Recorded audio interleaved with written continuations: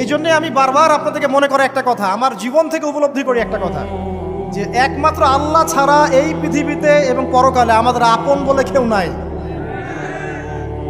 বাকি সবাই সবার স্বার্থের জন্য আছে।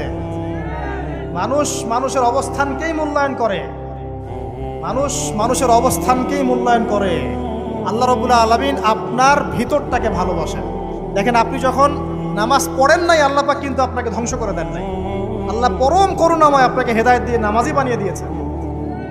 জীবনে অনেক পাপ করেছেন, ইনস্ট্যান্ট আল্লাহ পাক শাস্তি দিতে পারতেন, আল্লাহ পাক দেন নাই। আল্লাহ আপনাকে ভালোবাসেন, আল্লাহ আমাকে ভালোবাসেন।